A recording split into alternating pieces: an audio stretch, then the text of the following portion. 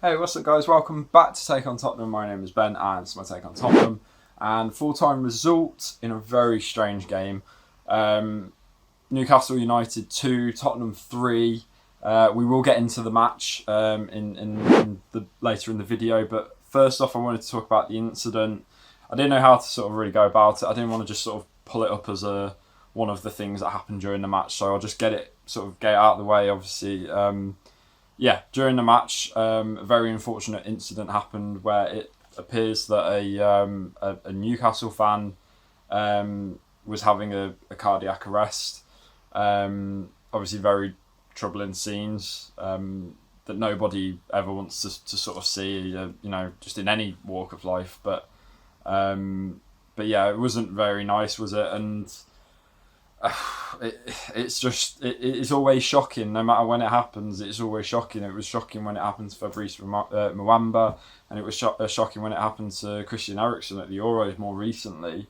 And obviously, the sort of more, obviously it's different with the players and the fans and stuff. But when these things happen, they unite everybody. We are all human beings. We're all the same, and I think that was incredible to see how quick that fans reacted to alerting players. They alerted Sergio Reguilon on his left side, and then Sergio Reguilon and Eric Dyer in particular. Very proud to see how they reacted, because Sergio Reguilon alerted the referee.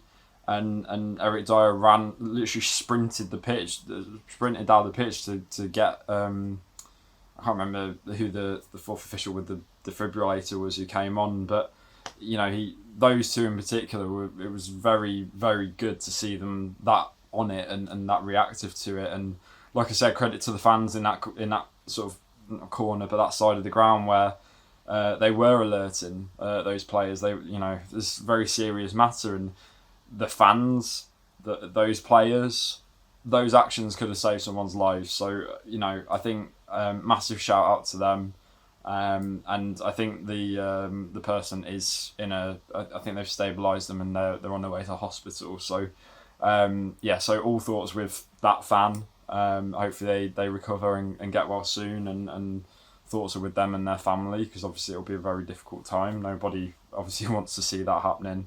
So I just wanted to say that, because I didn't want to bring it up as like this happened during the match as well sort of thing.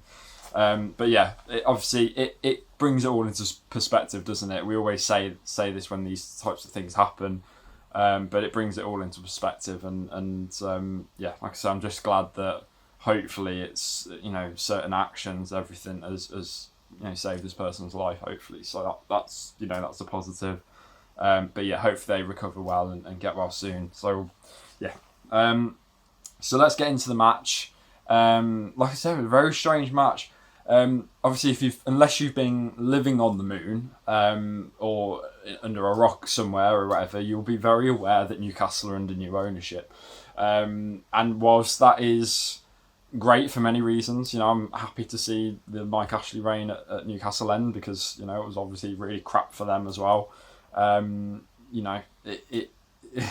It was up to Spurs to come and spoil the party today, and the match started off brilliant atmosphere in St James's Park. I'm not going to lie, I've not heard it like that for a long time.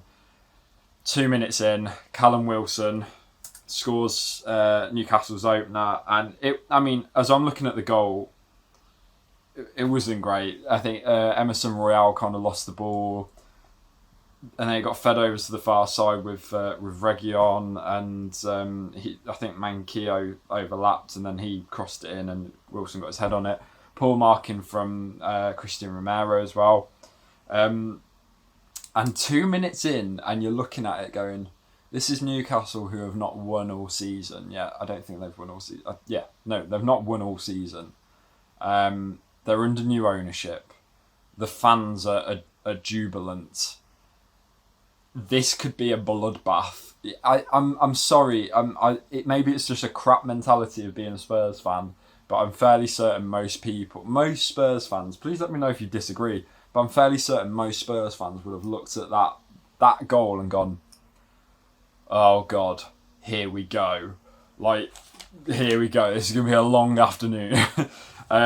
Luckily not. And I must praise Spurs because I really think Spurs responded sort of similarly to how they responded against Villa. They didn't, they didn't get caught up in the game. Yeah, I think the first 10 minutes, they looked out of it. They looked so out of it. They looked uncomfortable with the atmosphere. Obviously, the early goal as well. It's going to unsettle them.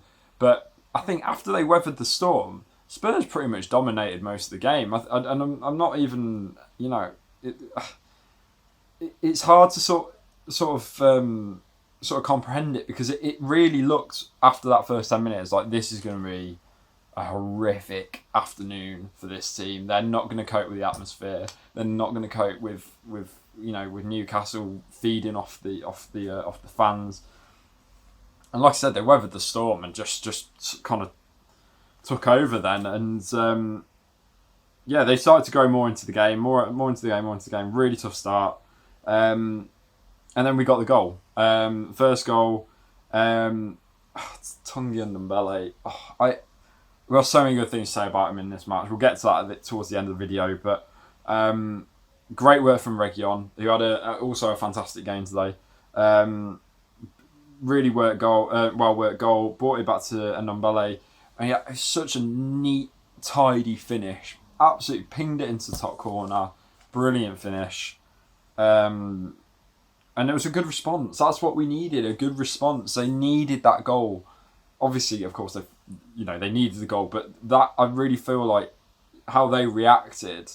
It wasn't a Spurs team that thought, right, we're back in the game now, let's sit on this and sort of see how we go. They got the goal back, and then they went on, and they were trying to still keep going. And, and it was, like I said, it was just a really well-worked goal. And then Harry Kane. Harry Kane has scored his first Premier League goal of the season. Didn't think I'd be saying that in such a sarcastic manner, but 8-9 games in now. So, but yeah, brilliant finish from Kane. Højbjerg with the assist as well. Lovely little ball over the top to Kane. Little dink finish, just chips it over the keeper, and obviously it was ruled out for offside. And VAR working well, as it has been mostly this season. I don't think it's been as bad as it was last season, but VAR working well, and it is one of those things where you say if VAR wasn't there, you could then go, well, that goal would have wrongly been ruled out because Kane was quite clearly onside. So it was good to see VAR working, brilliantly, and a good finish from Kane as well. Really, I hope that kick starts him. I hope that gives him, kick up the arse that he needs, because obviously he's not been scoring goals this season, and obviously not, discounted the Europa Conference League. But brilliant finish from Kane. Good for him to get on the score sheet as well. And I wrote this down. Spurs killed that atmosphere in that ground. They absolutely killed it. I said at the start, they're ruining the party. They went there to ruin the party, and they kind of did. Obviously I'm glad. I am glad that Newcastle are under new ownership. It's great for them. Been a long running saga, or whatever. But from a Spurs perspective, I'm a Spurs fan. Got to look after my own priorities. And Spurs, today could have been a real banana skin for Spurs. Not to, sort of talk down to Newcastle or anything like that. I don't mean it that way, but I mean in a sense, like I said, you've got this whole party atmosphere. Everyone was banging on about Sunday. Newcastle fans really going on about Sunday. Today could have been really tricky for Spurs, and I felt like they dealt with it really well. And like I said, after that second goal, that atmosphere from that first 10 minutes before kickoff as well, it had gone. It had really gone. I thought Oliver Skipp was fantastic. He was absolutely phenomenal today. Intercepting balls, making some really, really great tackles.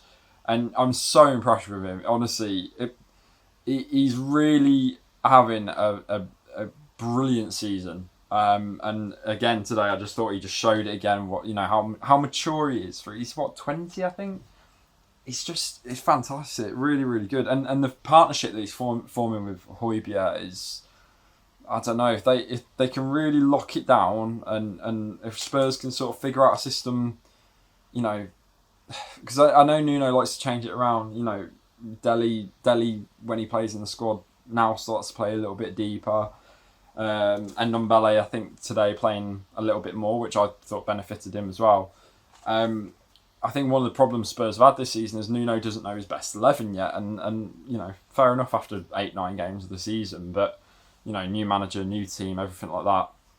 Maybe we start seeing more places get nailed down, and like I said, Højbjerg and Skip every week for me, every single week, put them in together. They're playing fantastically together.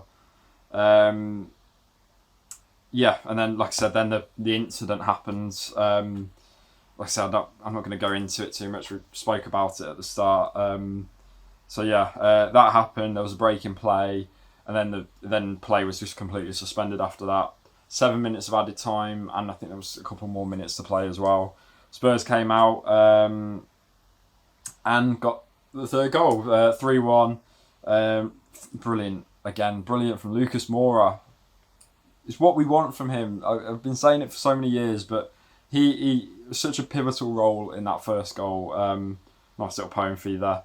And fed it through to Kane, who squared it to who else, of course, Heung-Min Son, who, by the way, I've got a little bit of a mini rant to say. Don't mean to get a bit like off subject here, but any fantasy Premier League players had Sonny in their team. They took him out because of all those COVID reports, and then the club came out an hour before kickoff and said, "Yeah, these guys had false positive tests. We're not going to name them, but we all know it was." I think was it Sonny and Brian Hill. I think were those ones. They were the names going around, and I reacted and I put Manquillo in because he got an assist, to be fair, but I stuck him in. I thought we'll just bench Sonny today. We'll bench him. You know, he probably won't. I don't know if we'll do too good today anyway. And obviously he got on the score sheet, of course. So yeah, that's just the way the look goes. Anyway. A second half was just kind of a bit meh, to be honest. Not to sort of talk down, but Spurs didn't stop. They took their foot off the pedal compared to the first half, but they were trying to get the fourth goal. It never came, but they had chances, and the ball, it just never fell right. But it really, like I said, the atmosphere was gone. Spurs were just happy to just keep possession really most of the game and just have their chances as and when they come. Newcastle, I'm not trying to sound harsh to them, but they weren't in that game really. Like especially like as soon as that third goal went in, they just came out like a team that was already defeated. And I think you know, writing's on the wall for Steve Bruce personally, but yeah, it just didn't look like a game that Spurs were going to struggle to lose or draw or whatever. They looked pretty comfortable, and yeah, it was just a case of seeing out the game at that point. And then what did we do? Because it's typical Tottenham fashion.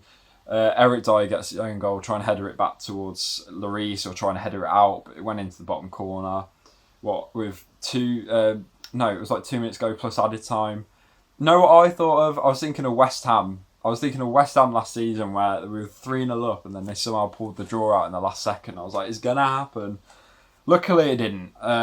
Yeah, and I found that with Newcastle, watching Newcastle, after they got that goal back, maybe it's more worrying for Newcastle fans, I don't know, but watching that goal back, watching them after that goal, there was no pressure. There was no pressure on the Spurs goal.